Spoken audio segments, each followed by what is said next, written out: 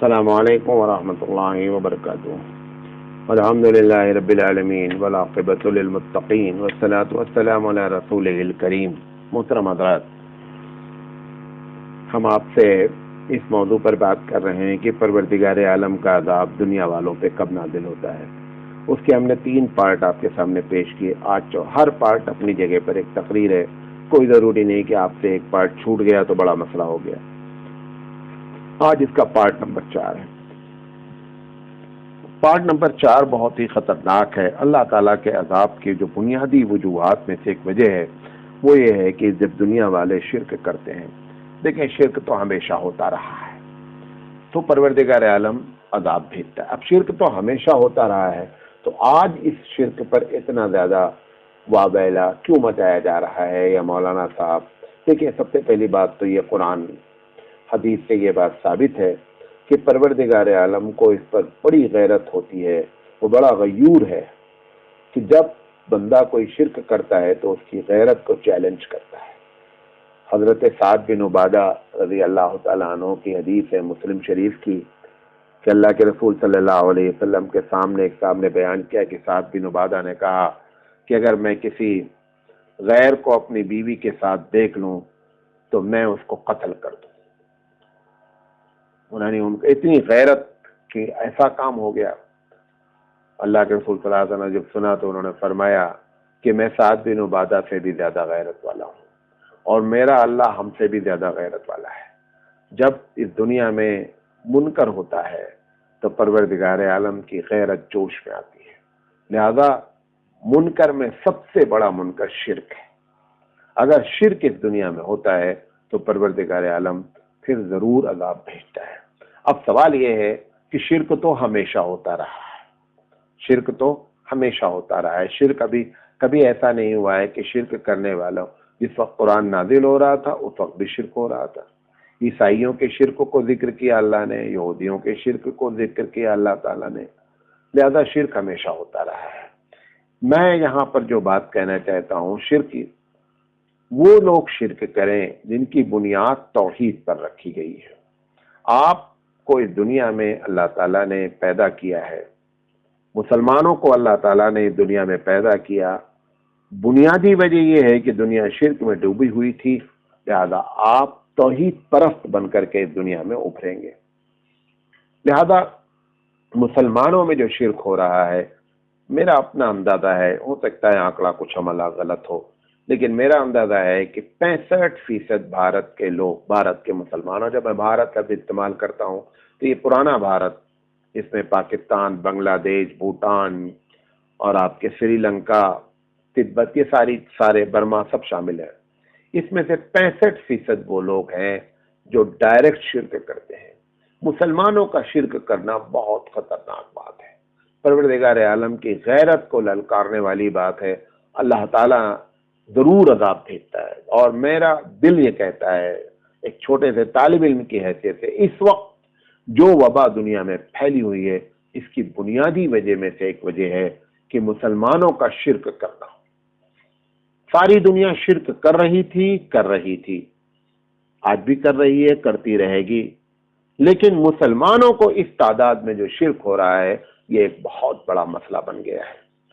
میں ہندوستان میں خاص کر اپنے بریلوی علماء سے یہ بات کہوں گا کہ شرک کے خلاف کم سے کم متحد ہو جائیں۔ اعلیٰ حضرت کے فتاوے کو اٹھا کے دیکھ لیں، ان کا حالانکہ کوئی بریلوی عالم اس بات کا قائل نہیں ہے کہ قبروں پہ جو سجدہ ہو رہا ہے یہ شرک نہیں ہے، سب اس بات کے قائل ہیں۔ قبروں پہ جو طواف ہو رہا ہے شرک نہیں ہے، سب اس بات کے قائل ہیں۔ عورتوں کا میلہ لگانا قبروں پر، سب اس بات کے قائل ہیں بریلوی علماء کی ناجائز ہو رہا ہے۔ بس صرف ایک چیز ہے کہ ان چیزوں کو اپنی مساجد سے بولنے کے لیے ہم تیار نہیں ہیں۔ خدا کے واسطے امت کو ڈائریکٹ شرک سے بتائیں۔ اگر توحید کے معاملے میں متحد نہیں ہو سکتے ہیں تو کم سے کم شرک نہ کرنے پر متحد ہو جائیں۔ یہ تو کیا جا سکتا ہے، یہ تو ڈائریکٹ شرک ہے۔ ڈائریکٹ آپ اندازہ کریں کہ مسلمان قوم ایسا شرک کرتی ہے، محبوب سبحانی کے کٹے کو پوجا کرتی ہے، महबूब सुबहानी का कट्टा। यूपी वाले पूछते हैं मौलाना साहब ये महबूब सुबहानी का कट्टा क्या होता है? ये भी एक चबूतरा होता है जिसमें कुछ भी नहीं होता। हिंदू तो कम से कम उसके ऊपर एक पत्थर रखता है जो नजर भी आता है, इसमें कुछ भी नहीं होता है, कुछ नहीं होता है, और उसकी जा करके सुबह शाम पूजा करता है, उस पत्थर के चबूतरे की पूजा करता है। हत्ता कि बहुत से गांव यहाँ ऐसे हैं कि जहां पर मस्जिदें कम हैं, आशूरा खाना। क्या आशूरा खाना में क्या रखा हुआ है? पंजा रखा है, उसके सामने चिराग जलाया जा रहा है, उसके सामने हाथ जोड़ा जाता है।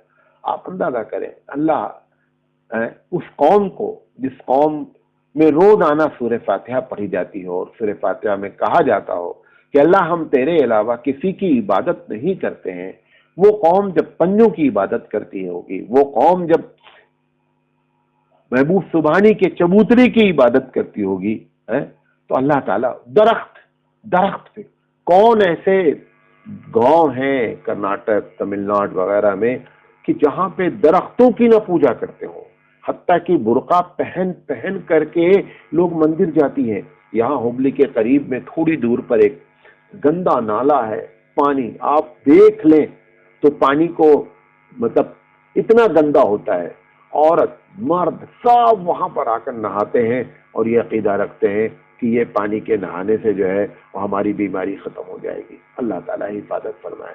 ऐसी कौम जिसकी बुनियाद तौहीद पर रखी गई थी। अजीब गरीब मामला है।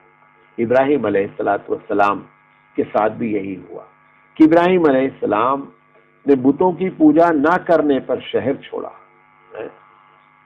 शहर छोड़कर आए, बाप को छोड़ दिया, शहर को छोड़ दिया और आकर के मक्के में तौहीद का झंडा गाड़ा। लेकिन कुछ दिन के बाद जब अल्लाह के रसूल सल्लल्लाहु अलैहि वसल्लम 2500 साल बाद जब बैतुल्लाह को पर अल्लाह के रसूल सल्लल्लाहु अलैहि वसल्लम मक्के पर अल्लाह के रसूल का जब कब्जा हुआ और बैतुल्लाह को खोला गया तो आपकी हैरत की इंतहा नहीं रही कि सबसे बड़ा बुत इब्राहिम अलैहिस्सलाम का रखा हुआ था।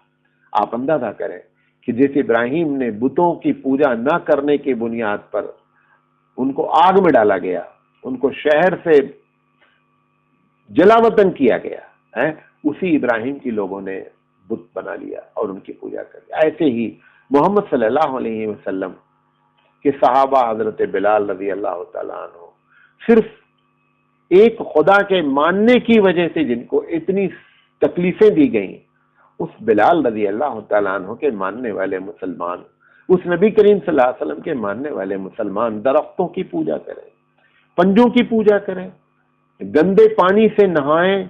एक बड़ा तबका मुसलमानों का, एक बड़ा तबका कब्रों पे जाता है और वहां से धागा लेकर के आता है और हर एक के हाथों में धागा बंधा हुआ है। धागे में कितनी ताकत है अल्लाह जाने। खुद टूट जाता है और हमारी हिफाजत करता रहता है, खुद गंदा हो जाता है, हमको काट के फेंकना पड़ता है और वो हमारी हिफाजत करता रहता है। मुसलमानों, खुदा का खौफ खाओ। ये परवरदिगार आलम की नाराजगी की एक बुनियादी वजह है कि अल्लाह ताला उस कौम को कभी भी जो है नजात नहीं दे सकता जिस कौम में शिर्क इस दर्जे में हो जाए। इस वक्त ये जो वबा और बीमारी है, मेरा अंदाजा है कि मुसलमानों का अगर मोतद बही हिस्सा सिर्फ शिर्क से तौबा कर ले, अल्लाह ताला तौहीद की बरकत से पूरी दुनिया को इससे नजात दे सकता है, पूरी दुनिया को नजात दे सकता है। अभी ऐसे हालात में इश्तिहार आ रहा है कि फलां बुजुर्ग का उर्स है, लोग न इकट्ठा हों, मजमा न करें, अपने घरों से हजरत की कब्र की तरफ रुख करके और उनकी कब्र से बैठे बैठे इस्तिफादा करें। लो, शिर्क का एक नया दरवाजा। जितने दरवाजे तुमने खोले थे वो क्या कम थे, ये एक नया दरवाजा। अल्लाह के रसूल सल्लल्लाहु अलैहि वसल्लम ने तो तौहीद के बारे में इतनी बातें फरमाई। आपने फरमाया कि भाई अगर तुमको मांगना है, अगर तुम्हारे जूते का तस्मा भी टूट गया है, आपने फरमाया कि अगर जूते का तस्मा भी टूट गया है तो अपने परवरदिगार आलम से मांगा जाए। आज हमारी ये हालत है कि हम अल्लाह ताला से मांगने के लिए तैयार ही नहीं है। बस मैं ऐसे अल्फाज इस्तेमाल नहीं करना चाहता हूँ। ये जो मैंने बात बताई जूते के तस्मे वाली ना, ये मुस्नद अभी आला में ये हदीस जिक्र है कि छोटी सी छोटी चीज भी मांगना हो तो अपने रब्बे दुल जलाल से मांगो। अल्लाह फरमाता है کہ ساری دنیا بیک وقت انسان جن جتنی مخلوق ہیں ساری مخلوق مل کر کے بھی اگر ایک ساتھ ہم سے دعا مانگے تو بھی میں سب کی دعا کو ایک ساتھ سنتا ہوں اور ان کی دعاؤں کو قبول کرتا ہوں۔ اللہ تعالیٰ ارشاد فرماتا ہے کہ ادونی استجب لکم، کہ لوگوں مجھے پکارو میں تمہاری دعا کو قبول کرتا ہوں۔ لیکن آج ہمارا معاملہ یہ ہے کہ سب سے مانگتے ہیں لیکن اللہ سے نہیں مانگتے۔ اسی لیے حضور نے فرمایا تھا الدعاء مخ العبادہ، کہ اصل مانگنا ہی اصل عبادت ہے۔ مانگنے میں ہی بندہ معلوم ہوتا ہے کہ بندہ کس درجے میں توحید پرست ہے۔ قرآن کہتا ہے وَإِذَا سَأَلَكَ عِبَادِي عَنِّي فَإِنِّي قَرِيبٌ أُجِيبُ دَعْوَةَ الدَّاعِ إِذَا دَعَانِ، کہ جب محمد صلی اللہ علیہ وسلم ان سے کہہ دیجئے، جب آپ سے پوچھیں وَإِذَا سَأَلَكَ عِبَادِي، میرے بارے میں پوچھیں، کہہ دیں میں بہت قریب ہوں۔